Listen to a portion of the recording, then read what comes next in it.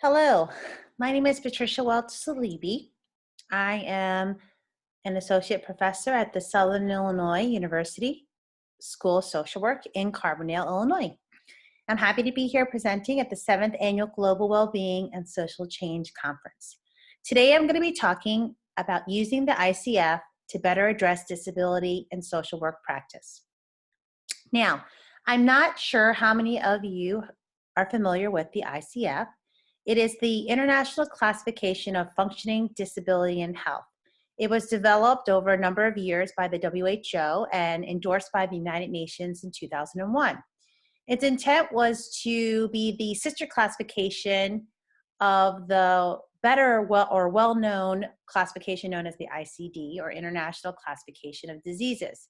This is one that probably a number of you have heard of, especially since it was crosswalked recently in the latest version of the DSM. So along with those DSM-5 codes, you also see the relevant ICD codes. Well, the ICF system is intended to provide information on functioning or functional status to help go along with a diagnostic-based system like the ICD or the DSM. So I'm going to talk a little bit about its implications on better understanding disability and also for social work practice. There is a greater need for social workers who are more effectively trained and prepared to address issues related to disability and health. This is something of a moving target, if you will, because disability and health continually evolve in terms of its implications on individuals and society. So the situation continues to be complex and challenging as the meanings of disability and health continue to change.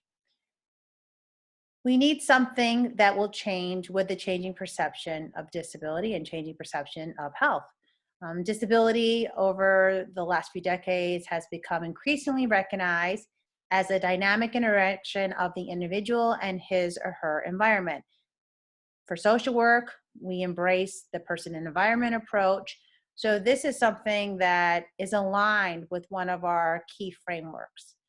More realistically, disability may be conceived or viewed as the demands of an impairment or health condition. So what it does to someone, the impact of it on an individual, can also be considered society's interpretation of it. We think about things related to stigma, for instance, and then also the broader societal context of disability. Let's compare two cases. Consider Susie and Bob, who both have recently been diagnosed with COVID-19 or the coronavirus, something that we are all dealing with right now. Prior to her infection, Susie was quite healthy. In fact, she only exhibited mild symptoms due to the coronavirus, including a slight fever and some coughing. We're going to contrast this with Bob, who has had a history of asthma and as a result has been much more compromised. He has experienced significant respiratory distress, so difficulties in breathing, and now needs help to breathe from a ventilator.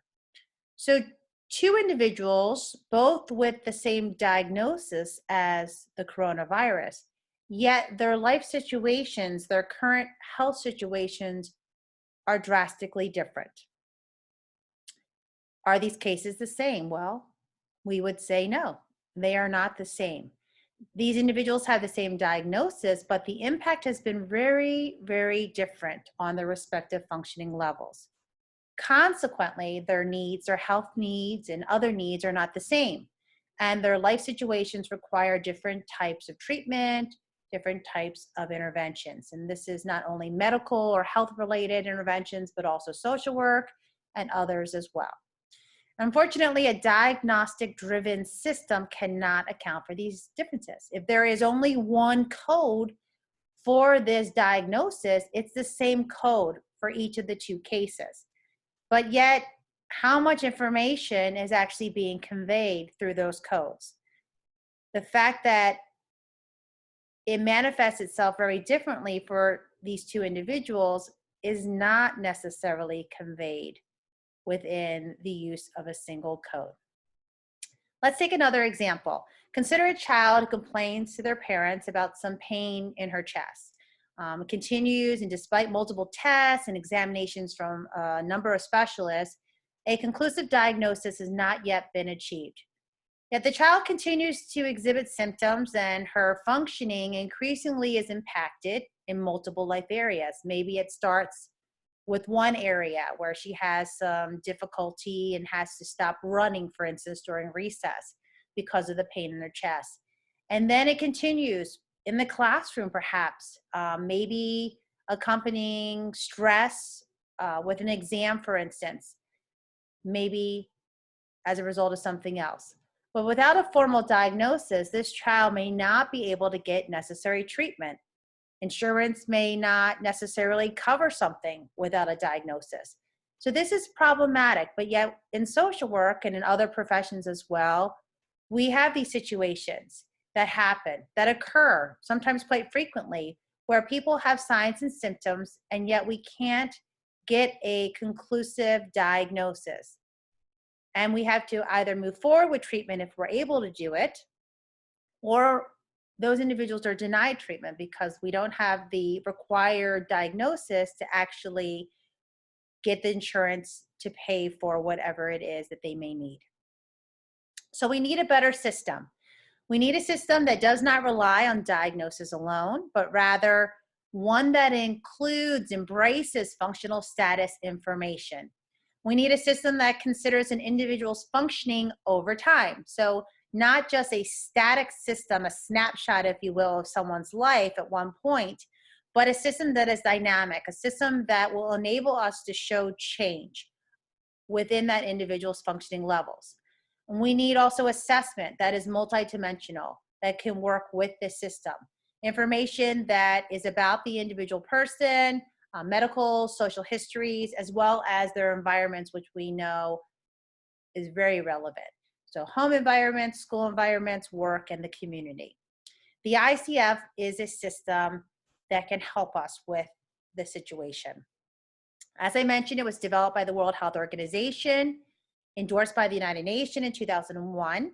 It provides a very useful framework, terminology, and classification to facilitate and enhance understanding of disability, health, mental health, and functioning. This is what the ICF looks like in a print format, kind of known as the Red Book. The ICF is a classification of health and health-related domains. It's very comprehensive and covers all aspects of health, mental health, behavioral health, and so forth. It actually describes how people live with their health condition. It represents also a shift in thinking about disability and functioning, and this is very reflective in the framework that I'm going to share with you. So it focuses on human functioning and provides a system to enable us to describe components of functioning that are impacted by a health condition. And this may vary. From the example that I provided about the coronavirus and the impact on those two individuals, we know that individuals will not always be the same regardless of the same diagnosis. Their lives and their functioning may be very different. There may be some similarities between two individuals with the same diagnosis, but we know that there can be differences, and they could be very significant or they can be very subtle. So we want a system that can accommodate all situations and all variations, if you will. And the ICF is a tool that enables us to collect data, and that's obviously very important. We want data on how people with a health condition function in daily life, not only about their diagnosis or the quote unquote presence or absence of any specific disease. Let's take a look at this picture. I don't know if you can get a good glimpse of it, but you see this beautiful piece of artwork. And somebody is doing it, if you look carefully here, with their foot, okay? Maybe both feet. It's hard to see. Some of it is a little cut off at the top. I don't know exactly what the life situation is of this particular individual, but I may assume that they are not able to use their hands to actually do this art. And so they perhaps rely on their feet as a substitute. If we were to look at that individual and see perhaps that there is an impairment with their hands or their upper extremity, we may assume, right, that they are not able to produce this piece of art. But yet, clearly, you can see here, they have the functioning to be able to do it. Now, I have full capabilities of my hands, but I actually could never produce something like this. I just don't have the capability to do so. And so this is a different perspective, right, on how we look at disability and how we look at functioning. And I'll give credit to the World Health Organization for this photograph and this slide. It was part of their photo contest, asking people to describe what functioning means to them. And this is one of the entries. So there's some unique features of the ICF that I want to share. One, that it integrates the social and environmental aspects of disability and health. So as we already know, as social workers, the environment is so important to us. And looking at the individual within their environment is key. The ICF provides a framework for both mental and physical disorders. So it's very robust. Okay, and it also has great potential as a common global framework for organizing and communicating information related to human functioning. So it's not just limited to social work.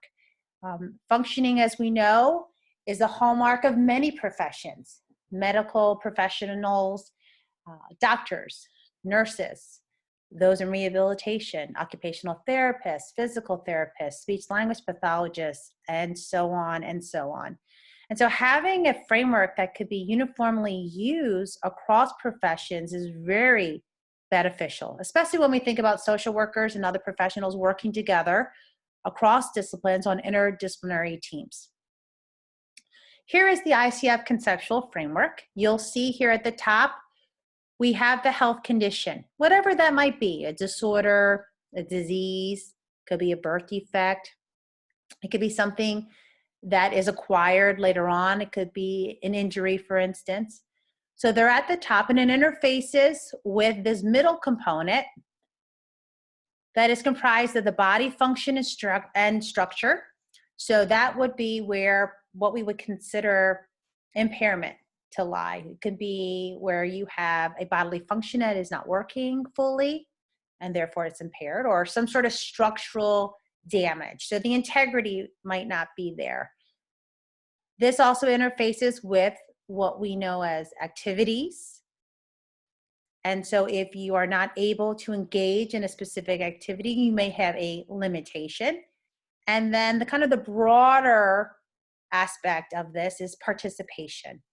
And this is what we might consider the involvement in someone's life situation. So if you are impacted by your health condition in this area, you might have a restriction in your participation. And a health condition does not have to affect each and every one of these things. It could affect all of them.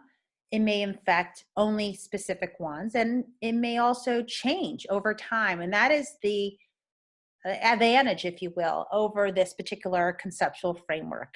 It is that dynamic and can account for varying situations.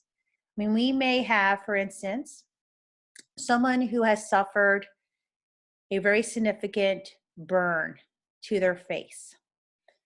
Their bodily structure would be impaired, right? There would be some damage. There could be functional damage in terms of the nerves in their facial areas. But in terms of their activities in life, they may not be limited. They may be able to, of course, engage in many life activities, including those that might require use of their mouth or their face, okay?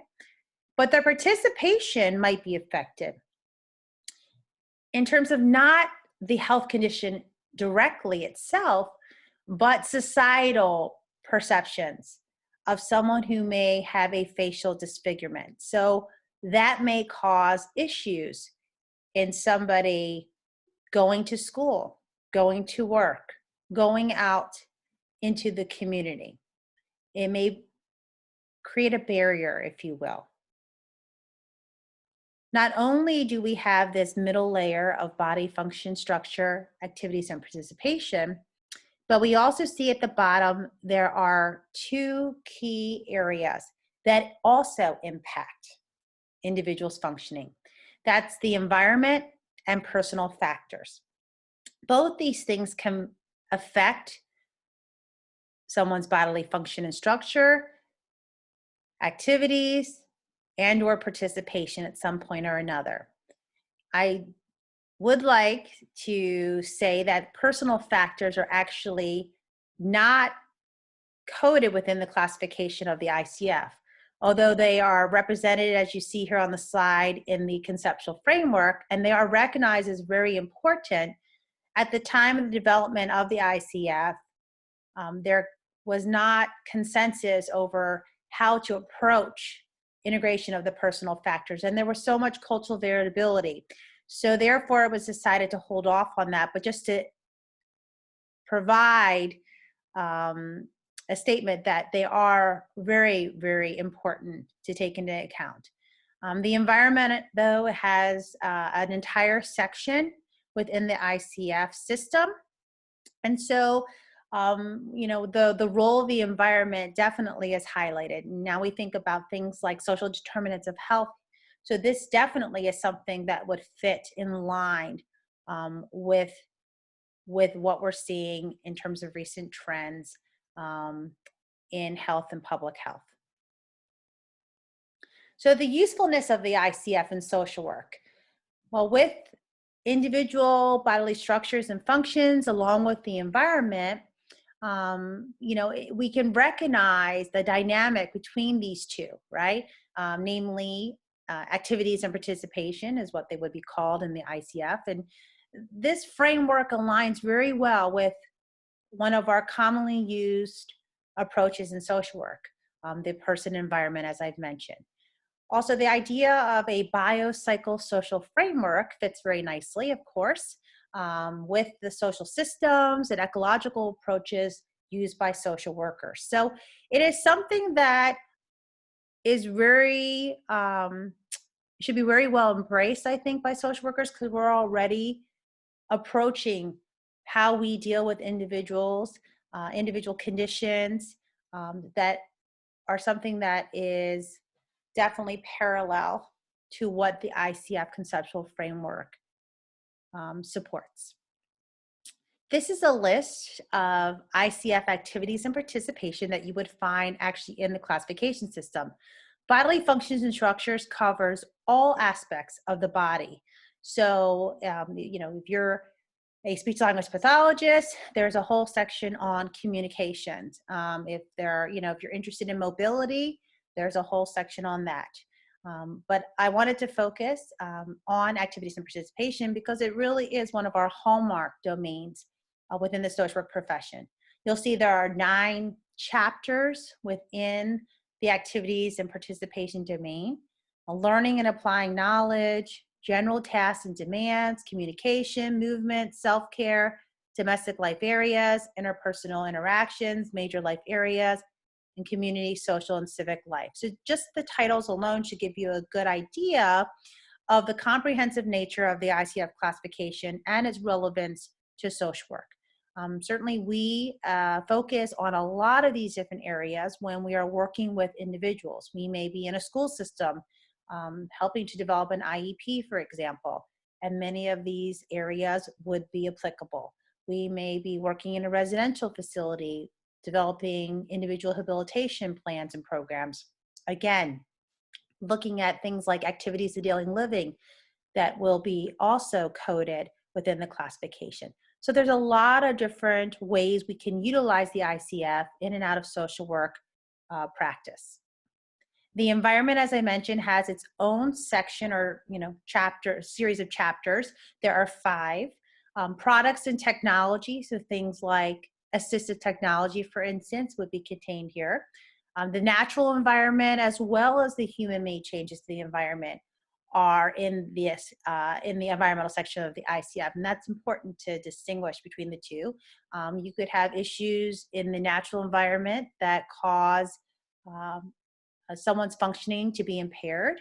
It may be too hot, and you might have an upper respiratory issue where the heat may cause negative consequences to your breathing, and so you are not able to go out in that kind of weather conditions. But we also know that there are human-made barriers that create challenges for people, for instance, who use mobility devices, and therefore we need more accessible facilities. So very relevant. Section 3 or Chapter 3 focuses on support and relationships. So in social work, of course, this is one of our key domains about roles and relationships, right? So this is something that would be very relevant to us, is how someone's perhaps natural support system would help them with their functioning in their daily life. Chapter 4 is attitudes. We know this is important as well. Someone's interaction with someone, if they have a positive attitude, might help facilitate their participation. If it's a negative attitude, it might do the opposite. And the final chapter in the environment is services, systems, and policies. And as we know in social work, these are extremely relevant, and they can affect someone's functioning level. So these 5 are definitely something to consider. When we think about social work practice, we want a classification system that would identify or allow us to identify elements in the environment that may impact someone's functioning levels, and the ICF has that capability. As I mentioned already, personal factors are recognized in the framework, but they're not actually included in the classification in terms of specific section or codes. I already indicated the rationale behind this due to the variability from country to country and the lack of consensus at the time. But there are a number of personal factors in the beginning, in the description. They are noted, things like age, race, gender, education, social background, psychological assets, lifestyle habits, and upbringing, to name a few. So these things can be factored in as important and relevant in impacting someone's functioning level. In terms of the context within our profession, we know, as I mentioned already, we practice in various settings with other clinicians, other providers on interdisciplinary teams often. So we need a system that will enable us to work together. An ICF system can provide a common language, if you will, and a uniform system that would be beneficial for data sharing and for collaboration between professions. As we know, we also conduct very regularly assessment, intervention, and evaluations as we work with our clients. So an ICF-based assessment tool or series of tools can be used. And there are a number of them that are available either through the WHO or through other organizations. And there are also social work assessment tools that have been crosswalked to the ICF. So I wanted to end with this resource slide here in terms of pointing you in the right direction. If you are interested in getting some additional information on the ICF, you can visit the ICF homepage at the WHO website.